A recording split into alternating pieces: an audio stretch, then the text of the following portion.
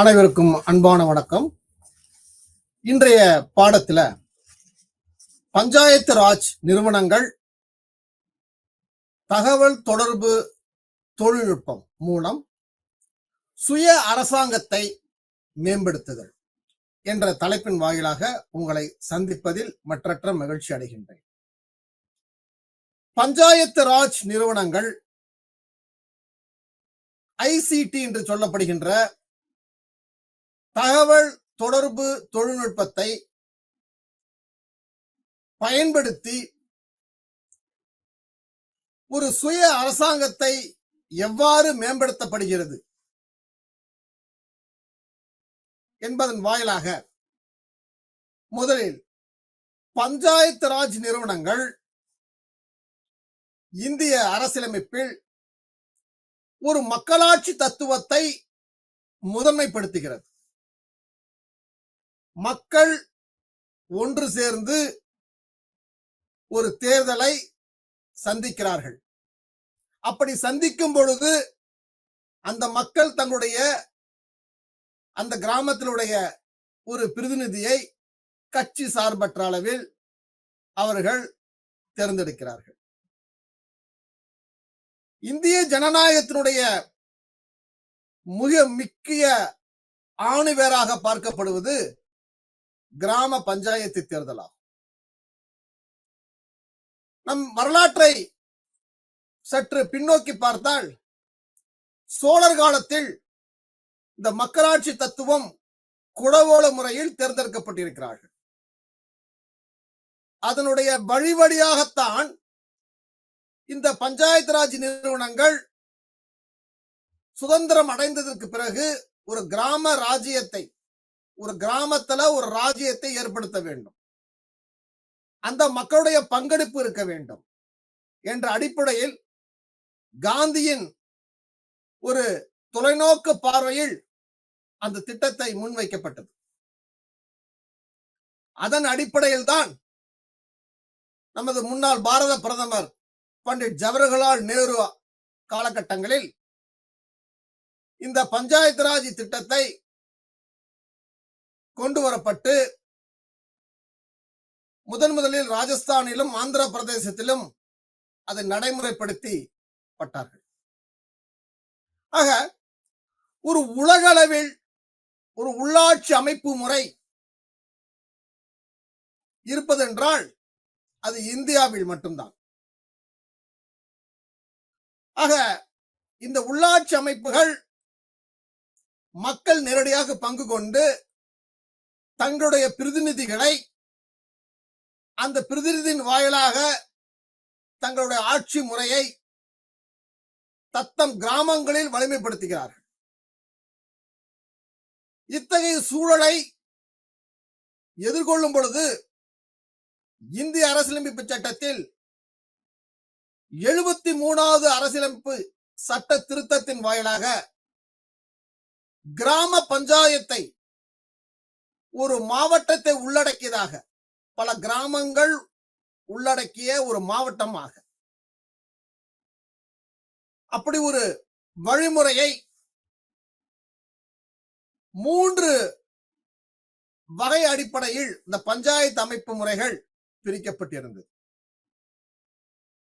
பல்வந்த்ராஜ் மேத்தா குழுவின் பரிந்துரையின் அடிப்படையில் இந்த பஞ்சாயத்து ராஜ் நிறுவனம் வலிமைப்படுத்தப்பட்டது. ஆக இந்த பஞ்சாயத்து நிறுவனங்கள் கிராம பஞ்சாயத்தில் நேரடியான மக்களாட்சியை பயன்பெறும் வகையில், பங்கு கொள்ளும் வகையில் அதை வலிமைப்படுத்தப்பட்டது. ஆக ஒரு சுய நிறுவனங்கள் ஒரு சுய நிர்வாகத்தில் தகவல் தொடர்பு தொழில்நுட்பத்தை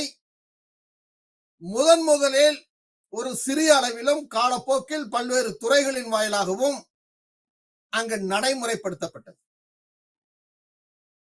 அதன் அடிப்படையில் கிராமப்புற இந்தியாவின் சமூக பொருளாதாரத்தை மாற்றக்கூடிய வகையில் இந்த பஞ்சாயத்து நிறுவனங்கள் ஏதுவாக இருந்தது.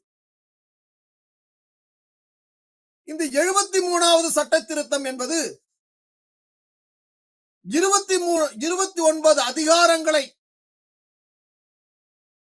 அந்த அதிகாரம் என்பது 29 துறை பொருண்மை என்பது துறை ரீதியாக அல்லது திட்டங்கள் வாயிலாக இத்தனை அதிகாரங்களை உள்ளடக்கியதாக இருந்தது. நமது 11வது அரசியலமைப்பு சட்ட அட்டவணையில் 73வது சட்ட திருத்தத்தின் வாயிலாக அரசியலமைப்பு சட்டம் பிரிவு 243A முதல் 243 ஓ வரை வரையறுக்கப்பட்டிருக்கின்றது. ஆக ஒரு சிறப்பான திட்டங்களை, அந்த திட்டங்கள் வாயிலாக அந்த கிராமங்களுக்கு ஒரு போதுமான வளர்ச்சியை வழிகாட்டும் பொருட்டு அதன் வாயிலாக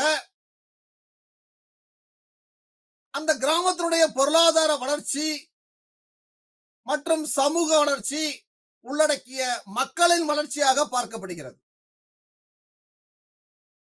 உள்ளாட்சி நிறுவனங்கள் ஒரு நல்ல ஆட்சிக்கு, மக்களுடைய பிரதிநிதித்துவத்தின் ஆட்சிக்கு மக்கள் பங்கு பெற்று கேள்வி கேட்டு அந்த கேள்வியின் வாயிலாக தன்னுடைய ஜனநாயகத்தை, கடமைகளை பூர்த்தி செய்யும் வகையில் இந்த உள்ளாட்சி அமைப்புகள் வழிவகை செய்கிறது.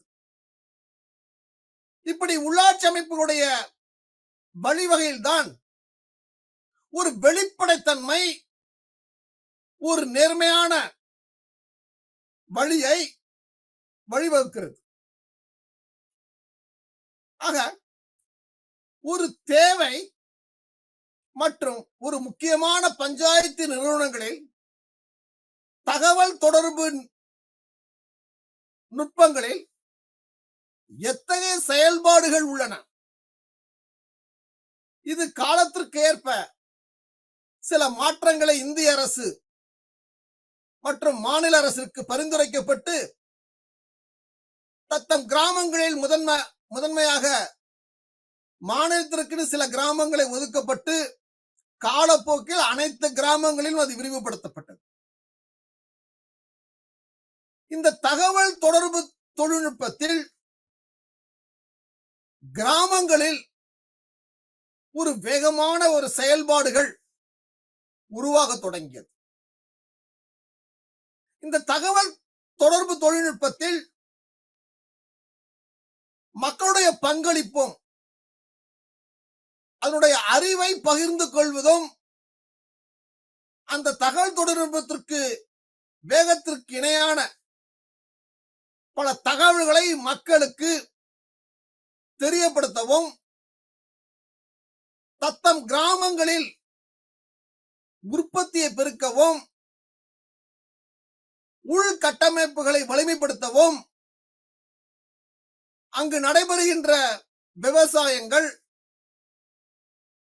மருத்துவம், கல்வி போன்ற துறைகளுக்கு ஏற்ப ஒரு வளர்ச்சிக்கு ஒரு முன்னோட்டமான ஒரு பாதையை வழிவகுக்கிறது. ஆக இந்த தகவல் தொடர்பு தொழில்நுட்பத்தின் மூலம் ஒரு சிறந்த ஒரு பங்களிப்பையும், அந்த பங்களிப்பின் வாயிலாக ஒரு மேலாண்மை கொள்கைகளை ஒரு கால இறுதிக்குள் ஒரு திட்டமிட்டு செயல்படுத்தப்படுகிறார்கள். அப்படி செயல்படுத்தும் பொழுது அந்த திட்டங்களுடைய நிலை என்ன, இன்னும் எந்த காலகட்டத்துக்குள் அது நிறைவு செய்யப்படும், அதனுடைய மக்களிப்பு பங்கு என்ன, மக்களுடைய பங்களிப்பின் மூலமாக பயன்பெறும் விகிதங்கள் எவ்வளோ போன்ற புள்ளி விவரங்கள் கூடிய முடிவுகள் இந்த தகவல் தொடர்பு தொழில்நுட்பத்தால் அரசுக்கு தெரிய வருகிறது. அரசுக்கு மட்டுமல்ல, சாதாரண மக்களுக்கும் அந்த கிராமங்களில் பணிபுரிகின்ற பஞ்சாயத்து தலைவர்களுக்கும் அரசு அதிகாரிகளுக்கும் இது ஒரு வெளிப்படைத்தன்மையாக அனைவருக்கு தெரியும் வகையில் தத்தம் இணையங்களில் உள்ள பதிவுகள் அரசு வழிவகை செய்கிறது. ஆக ஒரு புள்ளி விவரங்களை கொண்டு அரசு ஒரு தீர்க்கமான முடிவுகளை எடுப்பதற்கும் அந்த முடிவுகளின் அடிப்படையில் பல்வேறு நலத்திட்டங்கள் விரைவாக செயல்படுத்துவதற்கும் அல்லது அந்த முடிவுகளில் உள்ள குறைகளை கண்டறிந்து அடிப்படையிலேயே அதை வலிமைப்படுத்தி செயல்படுத்துவதற்கும் ஒரு வாய்ப்பாகவும் வழியாகவும் உள்ளது. மிக முக்கியமான உள்ளாட்சி அரசாங்கத்தினுடைய செயல்பாடு என்பது ஒரு வெளிப்படைத்தன்மையாகவும் மக்களுக்கு பயன்பெறும் வகையிலும் ஆட்சிக்கும் அரசுக்கும் வலிமையாகவும் இருக்கக்கூடிய வகையில் இன்றைய தகவல் தொடர்பு தொழில்நுட்பம் மிக ஏதுவாக இருக்கின்றது. ஆக இந்த வகையில்தான் அரசு ஒரு கொள்கை முடிவை ஒரு நடுநிலையாக எடுக்க முடிகிறது.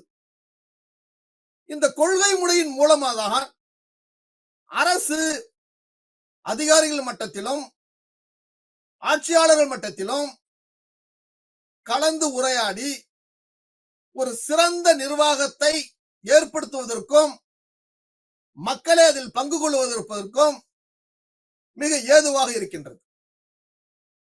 ஆக ஒரு பொதுமக்களுடைய தேவை என்பது ஒரு பொருள் சேவை மட்டுமல்ல, ஒரு சிறந்த நிர்வாகத்தை மட்டுமல்ல, அந்த கிராமங்களை வளர்ச்சி பாதையில் எடுத்துச் செல்வதற்கும் உள்கட்டமைப்புகளை வலிமைப்படுத்துவதற்கும் மற்றும் புதிய திட்டங்களை அந்த கிராம மக்களுக்கு தெரியப்படுத்தும் வகையில் கிராம நிர்வாக அலுவலர்கள் மூலமாகவும் அந்த பஞ்சாயத்து தலைவர் மூலமாகவும் வழிவகை செய்யப்பட்டிருக்கின்றது.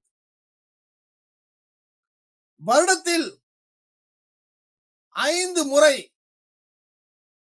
கிராம சபை கூட்டங்கள் கூட்டுவதற்கு ஏற்பாடு செய்யப்பட்டிருக்கின்றது. அந்த கிராம சபை கூட்டத்தில் எந்த ஒரு மாவட்டத்திலும் மாவட்ட ஆட்சித்தலைவர் அவர்கள் ஏதாவது கிராமங்களில் சென்று கலந்து கொண்டு அதன் செயல்பாடுகளை கவனிக்கின்றார். ஆக இத்தகைய கூட்டங்களில் தான் இந்த தகவல் தொடர்பு தொழில்நுட்பமானது பல்வேறு தகவல்களை மக்களுக்கு ஒன்று கூட்டி ஒரு புள்ளி விவரங்களை சொல்லும் பொழுது மக்கள் அந்த புள்ளி விவரங்கள் வாயிலாக சில கேள்விகளை கேட்கும் பொழுதும் அதற்கு கிராம பஞ்சாயத்து தலைவர்களும் ஆட்சியாளர்களும் அல்ல அரசு ஊழியர்களும் அதற்கு தகுந்த பதில்களை மக்களுக்கு சொல்லக்கூடிய ஒரு நிலை உருவாகி உள்ளது. எனவே இதோட முக்கியத்துவம் என்பது காலப்போக்கில் இன்னும் வலிமையாக இருப்பதற்கும் இந்த தகவல் தொடர்பு தொழில்நுட்பத்தை மேன்மேலும் புதிய மென்பொருட்களை பயன்படுத்தி அதன் வாயிலாக பல்வேறு கிராமங்களின் நிலை மாறக்கூடிய வகையில் இருக்கின்றது. ஆக தகவல் தொடர்பு தொழில்நுட்பமானது இன்றளவில் ஒரு முக்கிய சாதனமாக உள்ளது. இச்சாதனம் என்பது புதிய வாய்ப்புகள், அதாவது கல்வியாக இருக்கட்டும், தொடக்க பள்ளியாக இருக்கட்டும், அல்லது இடைநிலை பள்ளியாக இருக்கட்டும், அல்லது பால்வாடி கூடங்களாக இருக்கட்டும், அல்லது கிராம வளர்ச்சியை மையப்படுத்தி சாலைகள், தெருவிளக்குகள், குளங்கள், குட்டைகள் இவற்றை தூரெடுப்பதற்கும் அல்லது கரைகளை வலுப்படுத்துவதற்கும் சாலை ஓரங்களில் மரங்களை நடுவதற்கும் அல்லது பொது சந்தையை உருவாக்குவதற்கும் பொது கழிப்பிடத்தை உருவாக்குவதற்கும் அல்லது சுற்றுச்சூழலை மேம்படுத்துவதற்கும் இப்படி கிராமத்தை அடிப்படையான வளர்ச்சியை நோக்கிய பாதைகளை அமைப்பதற்கும் இதன் மூலம் அந்த கிராம மக்களுடைய வறுமையை போக்குவதற்கும் அந்த கிராமத்தில் படித்த இளைஞர்களுக்கு வேலை வாய்ப்பை விரிவுபடுத்துவதற்கும் அல்லது சுய தொழிலை அந்த இளைஞர்களுக்கு கொடுத்து அதன் மூலம் வாழ்வாதாரத்தை மாற்றி அமைப்பதற்கும்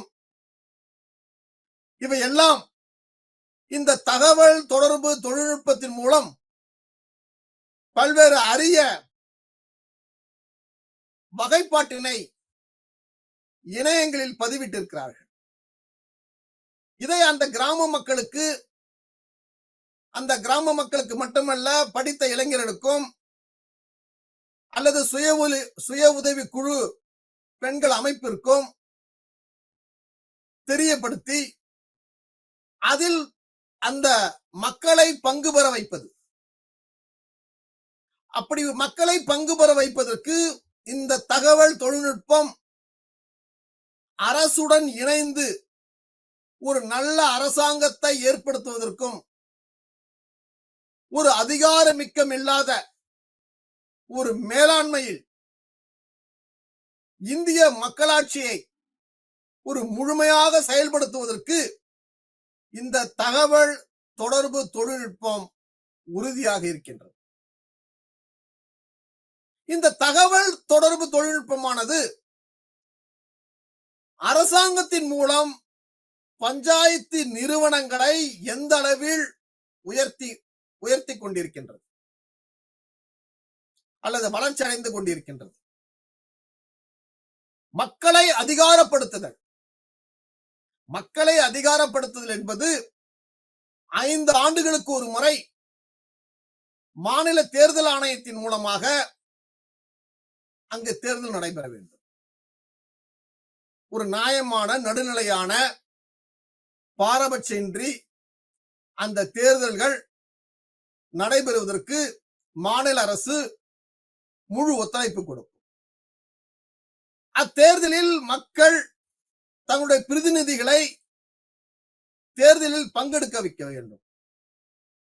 அந்த மக்கள் அந்த பிரதிநிதிகளுக்கு தன்னுடைய ஜனநாயக கடமைகளை செலுத்த வேண்டும். அதில் பெரும்பான்மை ஓட்டு வாங்க உறுப்பினர் பஞ்சாயத்து தலைவராக தேர்ந்தெடுக்கப்படுகிறார். ஆக அந்த மக்களுக்கு தேவையான அந்த கிராம வளர்ச்சிக்கு தேவையான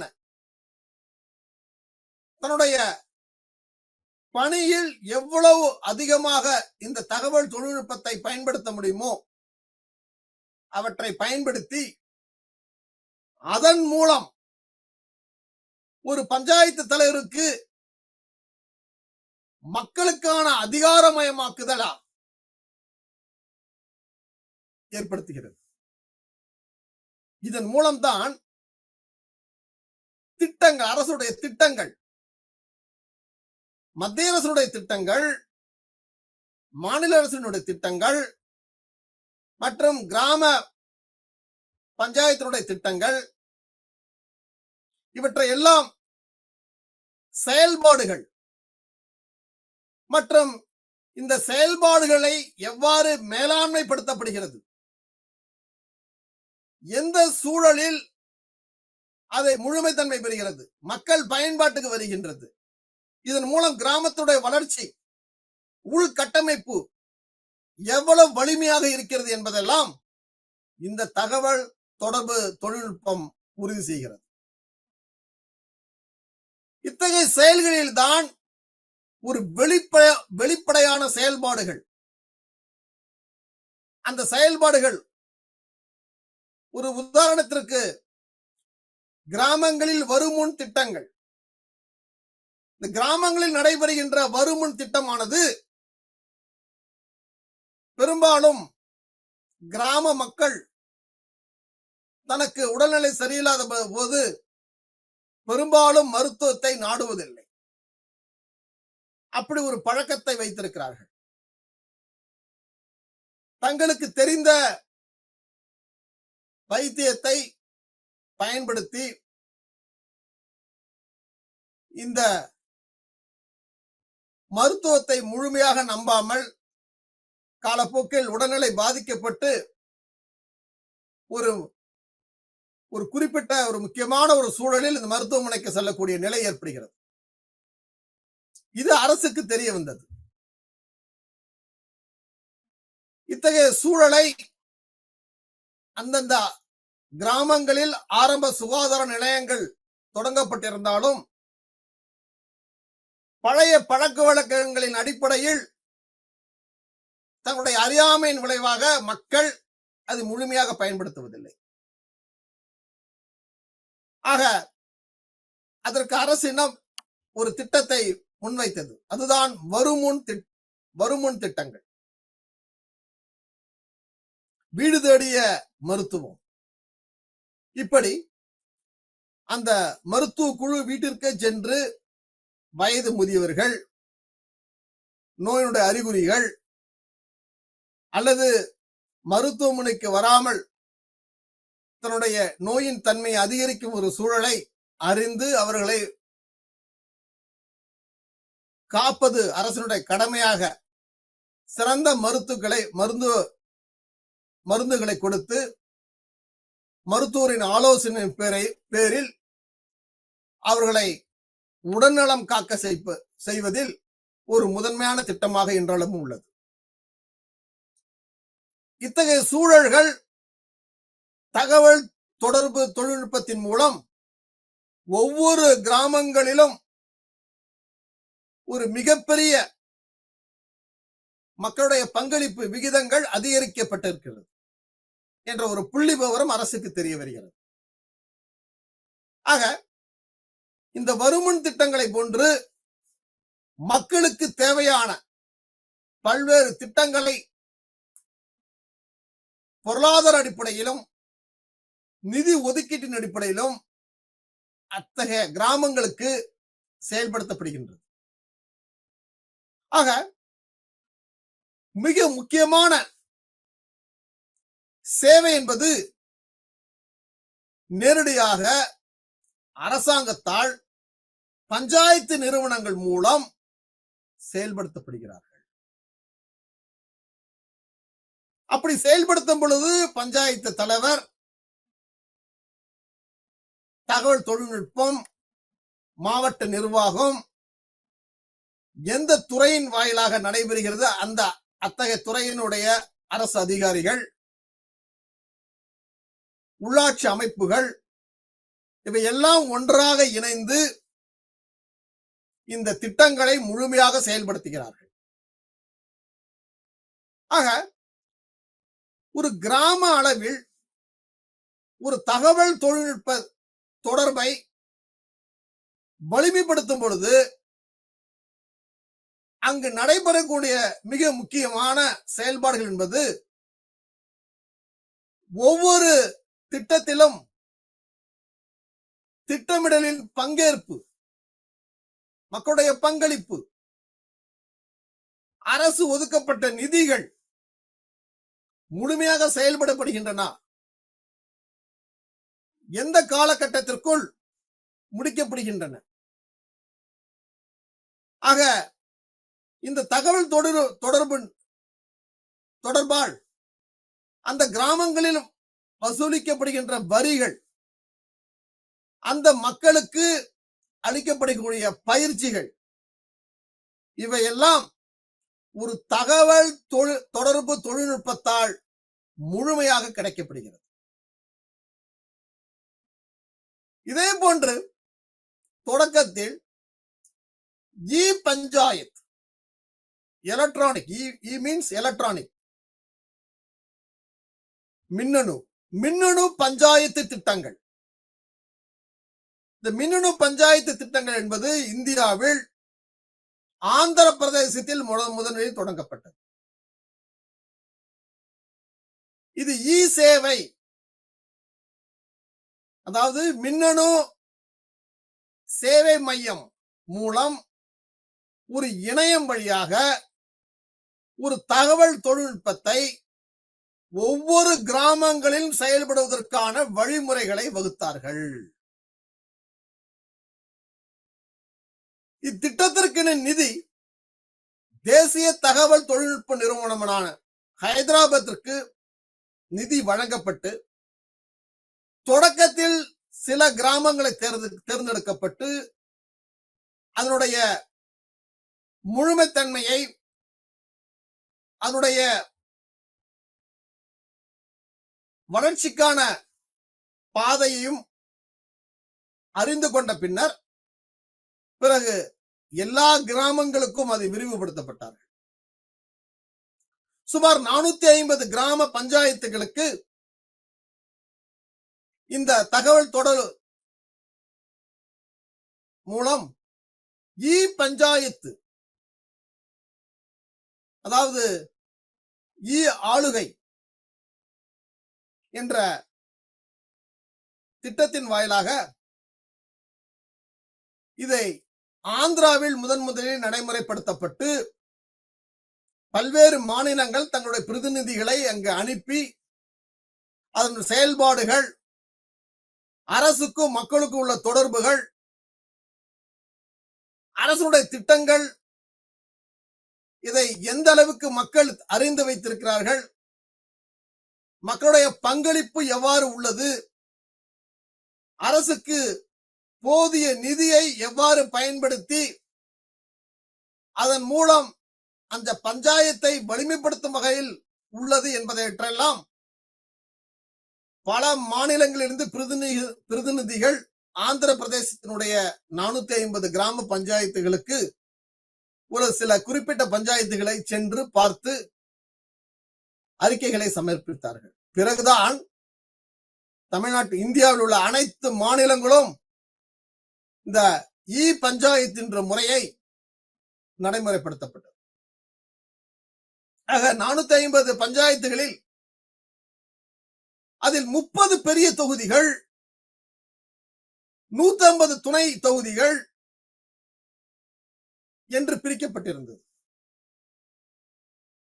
அவற்றில் 30 பணிகள் ஒவ்வொரு கிராம பஞ்சாயத்துகளிலும் இ பஞ்சாயத்துகள் செயல்பட தொடங்கி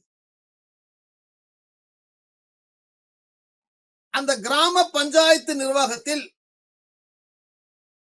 அட்டவணைப்படுத்தப்பட்ட கிராமங்கள், அதாவது ஒரு கிராமத்தில் எத்தனை குக்கிராமங்கள், வார்டுகள், தெருக்கள் இவற்றையெல்லாம் பிரிக்கப்பட்டு அதில் ஆண்கள் எத்தனை, பெண்கள் எத்தனை, குழந்தைகள் எத்தனை, அவங்களுடைய புள்ளி விவரங்கள் அனைத்தும் இந்த தகவல் தொழில்நுட்பத்தில் சேர்க்கப்பட்டது. இவருடைய அடிப்படை குறிக்கோள்கள் மக்களுடைய வாழ்வாதாரம், மக்களுடைய வளர்ச்சி, அந்த வளர்ச்சியானது ஒரு கிராம வளர்ச்சியாக பார்க்கப்பட்டது. அந்த கிராம வளர்ச்சி என்பது திட்டங்களை அடிப்படையாக கொண்டு இருக்கப்பட்டது. ஆக ஒரு கிராமத்தில் மக்களுடைய வளர்ச்சி என்பது ஒரு பொருளாதார வளர்ச்சி. அந்த பொருளாதார வளர்ச்சி தான் கிராம வளர்ச்சியாக பின்பு அறியப்பட்டது. அதே போன்று இந்த தகவல் தொடர்பு தொழில்நுட்பத்தால் சான்றிதழ்கள், அனைத்து சான்றிதழ்களும் மற்றும் உரிமங்களும் இ சேவை மையமாக, இ பஞ்சாயத்து மூலமாக வழங்கப்பட்டது.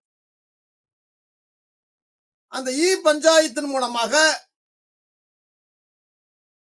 கிராம மக்கள் அரசுக்கு கட்டிய பணம், அதற்கான ரசீதி, இவையெல்லாம் இந்த இ பஞ்சாயத்தின் மூலமாக வழங்கப்பட்டது. ஆக பஞ்சாயத்தினுடைய செயல்பாடுகளை கவனிக்கும் பொழுது இந்த இ பஞ்சாயத்தின் மூலம் செயல்பாடுகள் வேகமாகவும் கிராம மக்கள் பயன்பெறும் வகையிலும்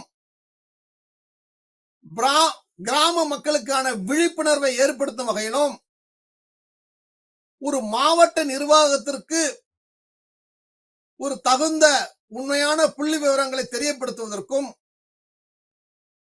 ஒவ்வொரு மாவட்டத்திலும் இப்படி சேகரிக்கப்பட்ட புள்ளி விவரங்கள் ஒரு மாநில அரசுக்கு ஒரு கொள்கை முடிவு எடுப்பதற்கும் சில திட்டங்களை மேலும் வலிமைப்படுத்துவதற்கும் ஒரு வழிகாட்டியாக இருந்தது.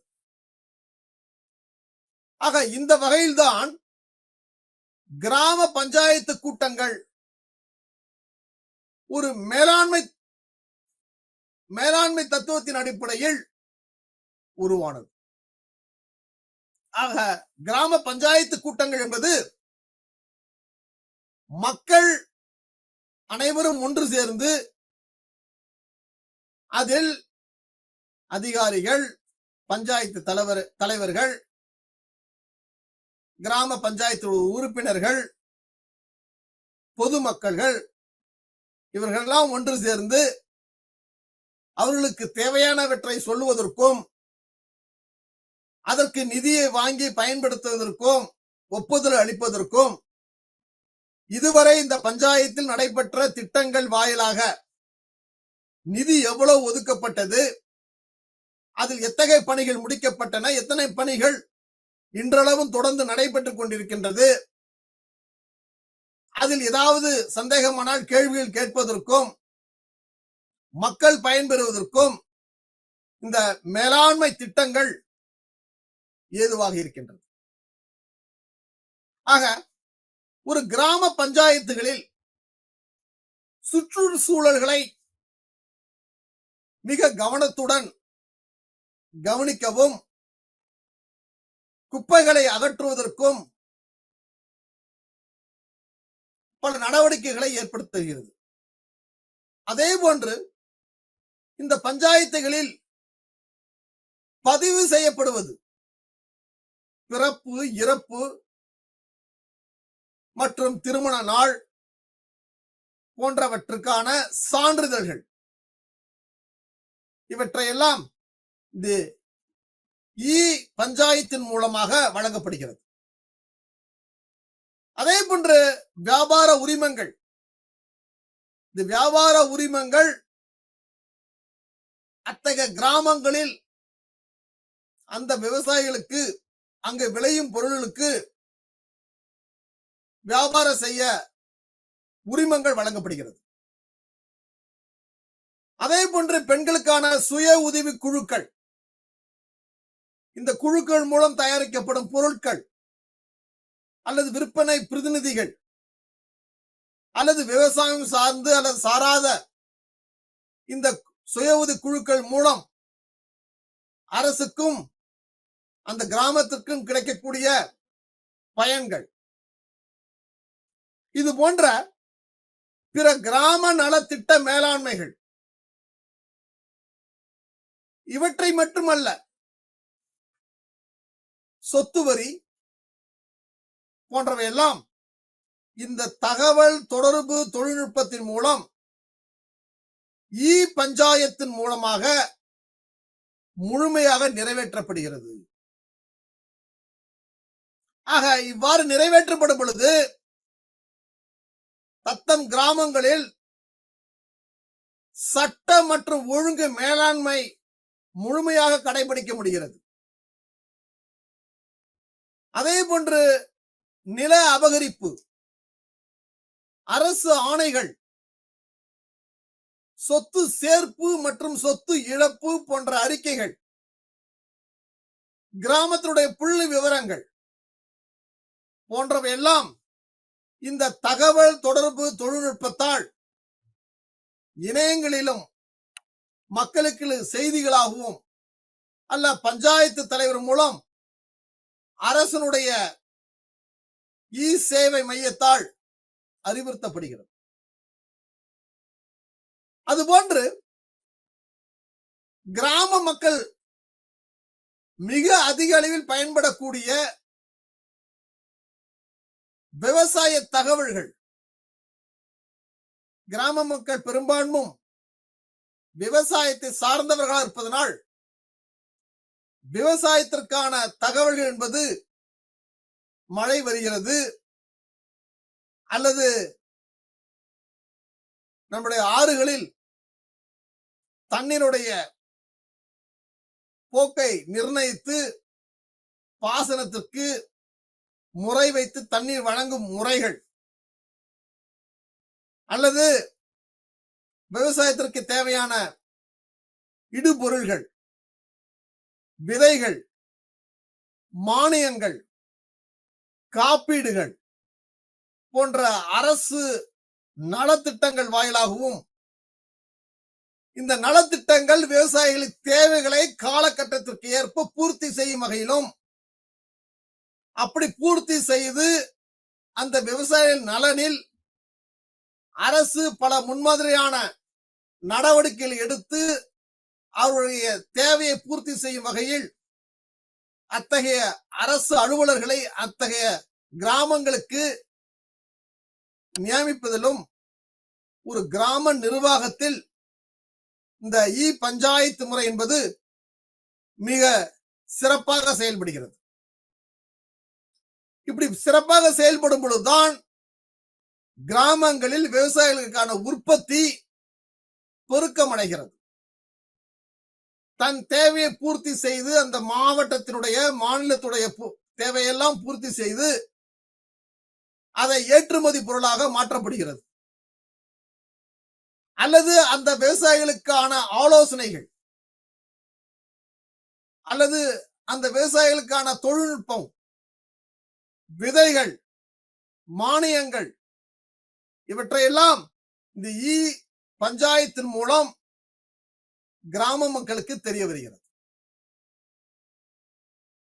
இவற்றை தெரியப்படுத்துவதற்கு, இந்த விவசாயத்தை வலிமைப்படுத்துவதற்கு அடிப்படையான ஒரு காரணமாக பார்க்கப்படுவது நீர்ப்பாசனம் மற்றும் நீர் பாதுகாப்பு. அரசு அணைகளிலிருந்து நீரை ஒட்டுமொத்த மாநிலத்திற்கும் பிரித்து கொடுக்கும் பொழுது அந்த நீரானது, இந்த நீர்ப்பாசனமானது அந்தந்த கிராமங்களில் குளங்கள், ஏரிகள், கால்வாய்கள், குட்டைகள், வாய்க்கால் போன்ற பல நிலைகளில் இந்த நீர்ப்பாசன முறையை முறைப்படுத்தப்பட்டு அனைவரும் பயன்படுத்தும் வகையில் ஏதுவாக கடைபிடிக்கப்படுகிறது. ஆக இத்தகைய முறையானது ஒரு ஆற்று பாசனமா இருக்கலாம், கிணறு பாசனமா இருக்கலாம், அல்லது ஏரி போன்ற பாசன முறைகளை அனைவருக்கும் ஒரு ஒத்த பங்களிப்பை ஏற்படுத்துவதற்கும், இதன் மூலம் அந்த கிராமங்களில் தண்ணீர் வரி வசூலிப்பதை ஏதுவாக இருக்கின்றது. அதே போன்று ஒரு பஞ்சாயத்துகளில் தேர்தல்கள், 5 ஆண்டுகளுக்கு ஒரு முறை ஒரு தேர்தல், மாநில தேர்தல் ஆணையத்தால் நடத்தப்படுகின்ற ஒரு தேர்தல், அது ஒரு மாவட்ட நிர்வாகத்தால் அதை முழுமையாக செயல்படுத்தி அந்த பிரதிநிதிகளை ஒரு தலைவர் பொறுப்பில் பங்கெடுக்க வைத்து ஒரு முழுமையான வளர்ச்சியை ஒவ்வொரு கிராமங்களிலும் ஏற்படுத்தி அந்த முழுமையான வளர்ச்சியின் மூலம் ஒரு மாவட்டத்தின் வளர்ச்சியாக பார்க்கப்படுகிறது. ஆக இந்த பஞ்சாயத்தின் மூலமாக பதிவு செய்யப்பட்ட வாக்காளர்கள், 18 வயதுக்கு பூர்த்தி செய்யப்பட்ட புதிய வாக்காளர்கள் பழைய வாக்காளர் பட்டியலில் பதிவு செய்யப்பட்டிருக்க வேண்டும். அப்படி பதிவு செய்யப்பட்ட வாக்காளர்களுக்கு வாக்குச்சாவடியில் எந்தெந்த பள்ளிகளில் யாருக்கான வாக்குப்பதிவு என்ற அளவில் அந்த தேர்தல் சம்பந்தப்பட்ட அனைத்தும் முன்கூட்டியே தயாரிக்கப்படுகிறது.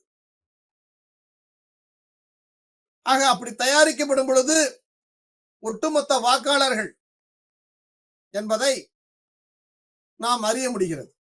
அதில் ஆண் வாக்காளர்கள், பெண் வாக்காளர்கள், அதில் பெரும்பான்மை வாக்காளர்கள் இளைஞர்களாக இருக்கிறார்கள். அதில் புதிய வாக்காளர்கள் எவ்வளோ போன்ற செய்திகள் அனைத்தும் இந்த தகவல் தொடர்பு நுட்பத்தால் ஏற்படுத்தப்படுகிறது. இந்த வாக்காளர் பட்டியலுக்கு ஆட்சேபனை தெரிவிக்கும் வகையிலும் அல்லது விடுபட்ட வாக்காளர்கள் பெயரை சேர்ப்பதற்கும் அல்லது தவறுதலாக சேர்க்கப்பட்ட பெயர்களை நீக்குவதற்கும் வழிமுறைகள் வகுக்கப்பட்டிருக்கிறார்கள். ஒவ்வொரு தேர்தலிலும் வேட்பாளருடைய தகவல்கள், எத்தனை பேர் போட்டியிடுகிறார்கள், அப்படி போட்டி போட்டவர்கள் அந்த வாக்கு சதவீதம் பெற்ற சதவீதம் எவ்வளோ போன்ற தேர்தலின் பதிவுகள், அந்த தேர்தலின் பரப்புரைகள் போன்றவையெல்லாம் முழுமையாக இந்த தகவல் தொடர்பு தொழில்நுட்பத்தில் வரையறுக்கப்பட்டிருக்கின்றது. அதே போன்று வீடுகள், ஒரு கிராமங்களில் பெரும்பான்மையான வீடுகள் குடிசை வீடுகளாக இருக்கிறது, மண் வீடுகளாக இருக்கிறது, பழைய பாரம்பரியமிக்க வீடுகளாக இருக்கின்றது. இத்தகைய வீடுகளில் அவருடைய பொருளாதாரத்தின் அடிப்படையிலும் அல்லது அந்த கிராம மக்களுடைய வறுமை கோட்டு கீழ் உள்ள மக்களாக இருப்பார்கள். அத்தகைய மக்களுக்கு அரசு, மத்திய அரசு நிதியில் இருந்தும் அல்லது மாநில அரசு நிதியின் மூலமாக வீடு கட்டும் திட்டம் விண்ணப்பம் இந்த தகவல் தொழில்நுட்பத்தில் பதியப்பட்டிருக்கின்றது. அதில் அந்த விண்ணப்பங்களை பூர்த்தி செய்து அதன் மூலம் தேர்ந்தெடுக்கப்படும் மக்களுக்கு வீடு கட்டும் திட்டத்தில் ஒவ்வொரு கிராமத்திற்கு இத்தனை வீடுகள் என்ற விகிதத்தில் அத்தகைய மக்களுக்கு அந்த விண்ணப்பம் சரிபார்க்கப்பட்டு அவர்களுக்கு மானியத்தின் அடிப்படையில் வீடுகள் கட்டப்படுகிறது.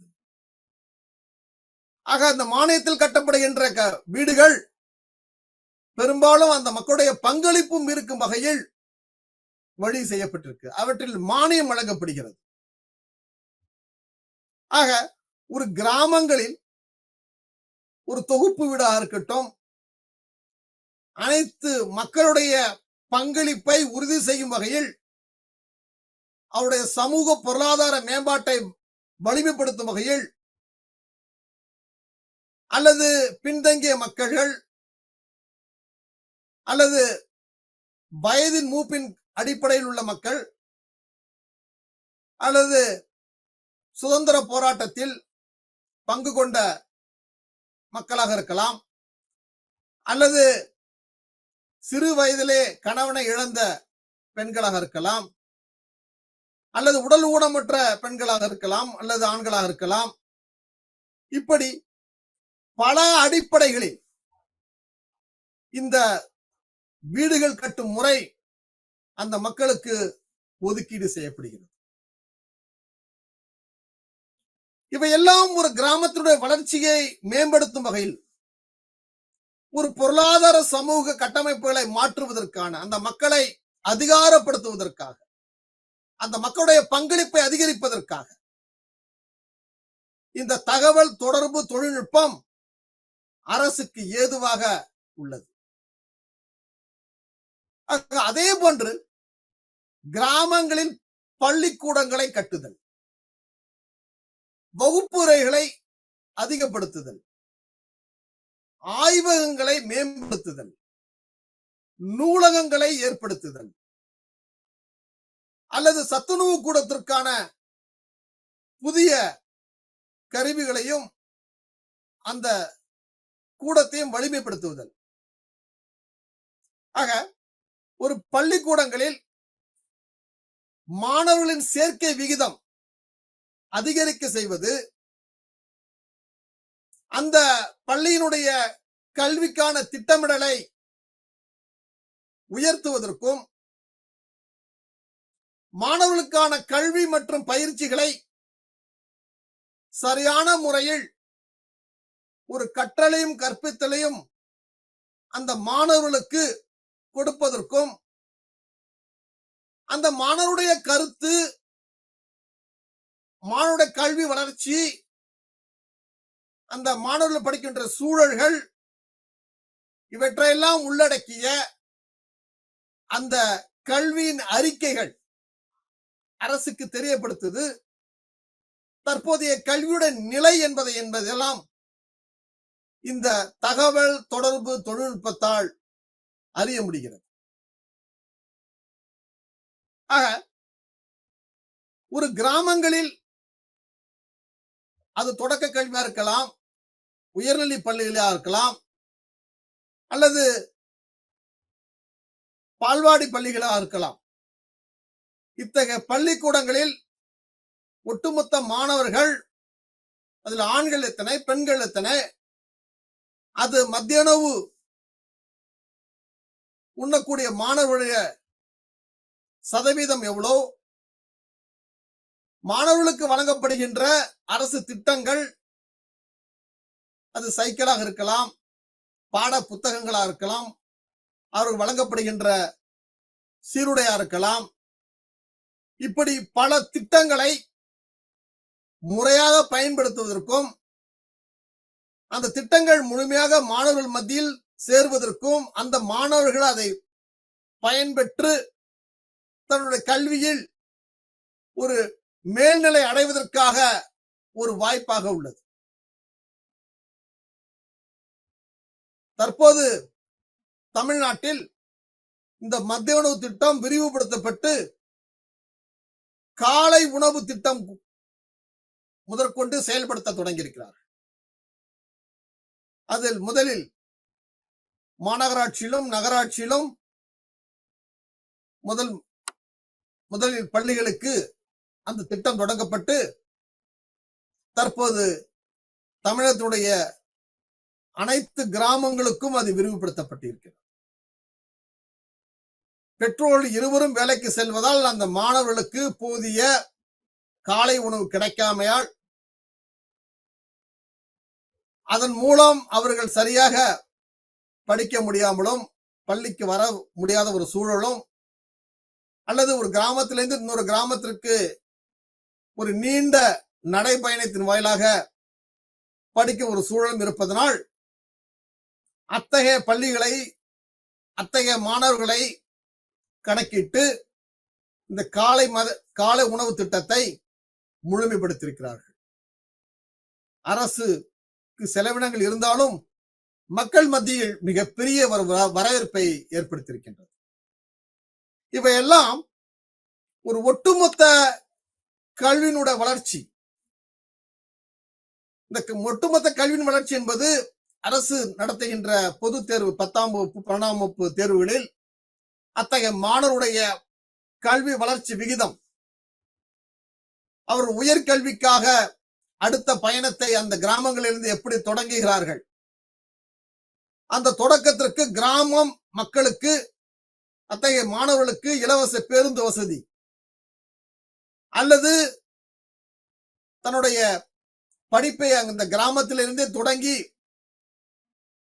அரசு பள்ளியிலோ அரசு உதவி பெறும் பள்ளிகளிலோ படித்து மாணவர்களுக்கு, அதுவும் பெண்கள் மாணவர்களுக்கு 1000 ரூபாய் ஊக்கத்தொகை புதுமை பெண் என்ற திட்டத்தின் வாயிலாக வழங்கப்படுகிறது. மிதிவண்டிகள் வழங்கப்படுகிறது. லேப்டாப் என்று அழைக்கப்படுகின்ற மடி கணினி அந்த உயர்கல்விக்காக படிக்கும் மாணவர்களுக்கு தமிழக அரசால் வழங்கப்படுகிறது. இவையெல்லாம் ஒரு கல்வியின் நிலையாக பார்க்கப்படுகிறது. அரசு கொடுக்கின்ற திட்டங்கள் வாயிலாக அதை முழுமையாக பயன்படுத்தி அவருடைய வாழ்வாதாரத்தை மேம்படுத்துவதற்கு இன்றைய கல்வி நிலையினுடைய முக்கியத்துவம் ஏதுவாக இருக்கின்றது. அதே போன்ற ஒரு கிராமத்தினுடைய கலாச்சார திட்டங்கள், பாரம்பரிய திட்டங்கள், அழிந்து வரும் கலைகள், அது ஓவியமாக இருக்கலாம், ஆடலாகவும் கிராமிய இசையாக இருக்கலாம், அல்ல கூத்து பட்டறைகளாக இருக்கலாம், அல்லது கைவினை செய்யும் ஒரு கலைஞராக இருக்கலாம். இப்படி கலாச்சார திட்டங்கள், அந்த திட்டங்களுக்கு நிதி ஒதுக்கப்பட்டு அந்த மக்களை பாதுகாக்கும் வகையிலும் அந்த தொழில் நலிவடையாமல் அதை மீண்டும் புத்துணர்வு செய்வதற்காக அத்தகைய திட்டங்களை இந்த தகவல் தொடர்பு தொழில்நுட்பத்தால் விண்ணப்பங்கள் பரிசீலிக்கப்பட்டு நிதிகள் ஒதுக்கப்பட்டு அதற்கான முன்னுரிமைகள் வழங்கப்படுகிறது. ஆக ஒரு கிராமங்களின் சமூக நலன்கள், அந்த சமூக நலன்கள் ஒவ்வொரு பிரிவினருக்கும் அவர்கள் பணி செய்கின்ற துறை வாயிலாகவும் அல்லது விவசாயம் சார்ந்த அல்லது கலை சார்ந்த இப்படி ஒவ்வொரு நலன் பொருட்டும் அரசு அதுக்கு நிதி ஒதுக்கப்பட்டு அந்த நிதிகள் முழுமையாக அந்த கிராம மக்களுக்கு கொடுக்கப்பட்டு பயன்பெறப்பட்டு அவருடைய வாழ்வாதாரத்தில் ஒரு முக்கிய திருப்பு முனையாக இருப்பதற்கு இந்த பஞ்சாயத்து அமைப்பு முறைகள் ஒரு வலிமையாக இருக்கின்றது. அதே போன்று கிராமத்தில் கிடைக்கின்ற வருவாய்கள் இவையெல்லாம் அரசனுடைய மாவட்ட நிர்வாகத்தில் இயங்கும் கருவூலங்களுக்கு செலுத்தப்படுகிறது வரிகள். ஆக இவையெல்லாம் பிறகு அதே வருவாய் நமக்கு திட்டங்களாக, நிதிகளாக, மானியங்களாக பிறகு செயல்படுவதற்கு இந்த தகவல் தொடர்பு தொழில்நுட்பம் ஒரு வழிகாட்டியாக இருக்கின்றது. பெரும்பாலும் பஞ்சாயத்துகள் இந்தியாவில் அனைத்து மாநிலங்களிலும் பயன்படுத்திக் கொண்டிருந்தாலும் அவற்றில் சில சவால்களையும் சந்திக்கக்கூடிய ஒரு சூழலும் உள்ளது. ஆக இந்த பஞ்சாயத்துகளில் போதுமான உள்கட்டமைப்புகள் இல்லாதது ஒரு காரணம். நமக்கு தேவைக்கு ஏற்ப அந்த கட்டமைப்புகளை உறுதிப்படுத்துவதற்கும் என்ற அடிப்படையில் தான் நிதி ஒதுக்கப்படுகிறது. அந்த நிதிகள் அதற்கு மட்டும் முழுமையாக செயல்படுத்தப்படுகிறது. அதே போன்று ஒவ்வொரு கிராமத்திற்கும் அந்த நிதிகள் பிரித்து கொடுக்கும் பொழுது போதுமான நிதி அந்த கிராமங்களுக்கு குறைவாக உள்ளது என்பதை அறிய முடிகிறது. ஆக ஒரு போதுமான நிதி இல்லாதனால் அந்த கிராமத்துடைய உள்கட்டமைப்புகள்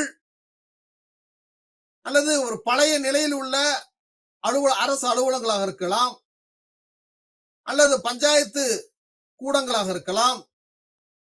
இது போன்ற ஒரு சூழல்கள் அல்லது இதுவரை அந்த கிராமங்களில் ஒரு முழுமையான கட்டமைப்பு இல்லாதது ஒரு குறையாக கூட இருக்கலாம்.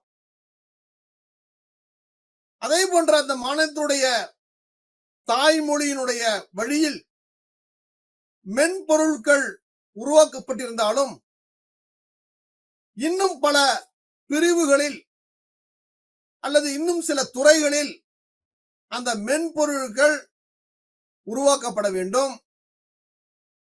அறிவியலை மக்கள் பயன்படுத்தும் வகையில் மக்கள்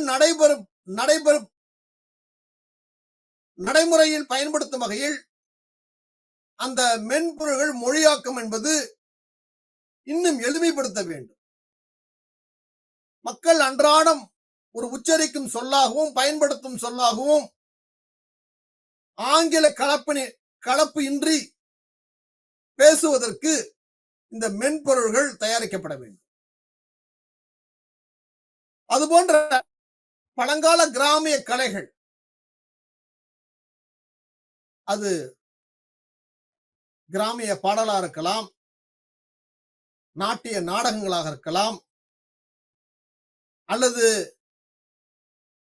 கலையை உணர்த்தும் அந்த பொம்மலாட்டம், தெருக்கூத்து, அல்லது பழைய பாரம்பரிய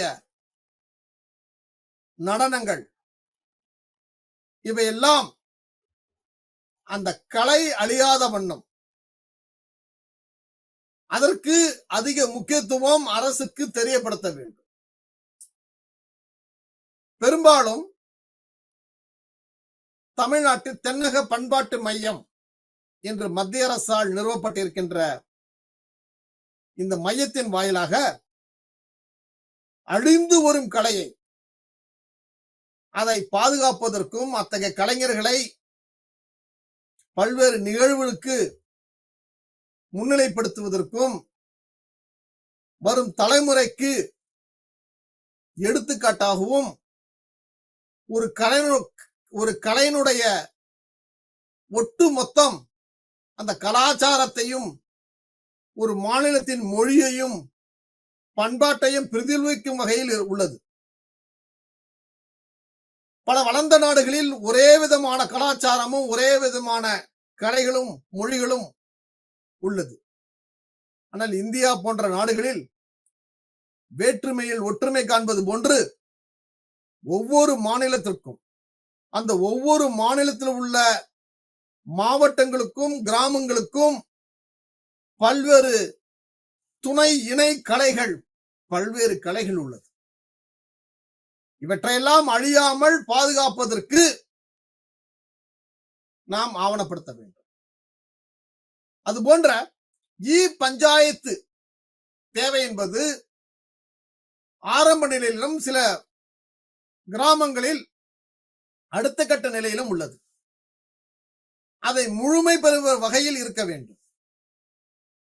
காலத்திற்கு ஏற்ப இந்திய அரசியலமைப்பினுடைய ஆணைகள், அவற்றில் நிறைவேற்றப்பட்ட திட்டங்கள், இவற்றையெல்லாம் பஞ்சாயத்து சேவைகளில் அவற்றை முழுமையாக வெளியிட வேண்டும். அதே போன்று பஞ்சாயத்து உறுப்பினர்களை பற்றியது, இடஒதுக்கீடு, பஞ்சாயத்து அமைப்பினுடைய பதவிக்காலம், ஒரு உறுப்பினருடைய தகுதிகள், அதிகாரம் மற்றும் பொறுப்புகள், வரி விதிப்புகள் மற்றும் நிதிகள், மாநில நிதி ஆணையம், பஞ்சாயத்து கணக்குகளினுடைய தணிக்கைகள் மற்றும் பஞ்சாயத்துடைய தேர்தல், இவற்றையெல்லாம் இந்த சேவை மையத்தில் பதியப்பட்டிருக்க வேண்டும். ஒரு கிராம பஞ்சாயத்தில் குடிநீர் வழங்குதல், தெரு விளக்கு பராமரித்தல், சாலைகளை பராமரித்தல், கிராம நூலகங்களை பராமரித்தல், சிறிய பாலங்களை கட்டுதல் மற்றும் பராமரித்தல், வடிகால் அமைப்புகள், தொகுப்பு வீடுகளை கட்டுதல், தெருக்களை சுத்தம் செய்தல், இடுகாட்டினை பராமரித்தல், பொது கழிப்பிட வசதிகளை பராமரித்தல் போன்ற அனைத்து வழிமுறைகளையும் இந்த சேவை மூலமாக, அதாவது பஞ்சாயத்தின் மூலமாக மக்களுக்கு இன்னும் தெரியப்படுத்தும் வகையில் பல்வேறு பிரிவுகளில் இந்த இணையதளத்தின் மூலமாக தகவல் தொடர்பு தொழில்நுட்பத்தின் வாயிலாக மக்களை பங்கு செய்வதும், அந்த பங்கின் வாயிலாக மக்களுக்கு தேவையான அறிவுறுத்தலும் ஆணைகளும் இதில் இடம்பெற்றிருந்தால் மக்கள் பல்வேறு விஷயங்களை முழுமையாக தெரிந்து கொண்டு அந்த கிராம வளர்ச்சிக்கும் அந்த மக்களுடைய வாழ்வாதாரம் சமூக மேம்பாட்டிற்கும் இது உதவியாக இருக்கும் என்பதில் இன்றைய தகவல் தொடர்பு தொழில்நுட்பம் மிக வலிமையான கட்டமைப்பு உள்ளது என்பதை இந்த பாடத்தின் வாயிலாக நாம் அறிகிறோம். மீண்டும் அடுத்த வகுப்பில் உங்களை சந்திக்கிறேன். நன்றி, வணக்கம்.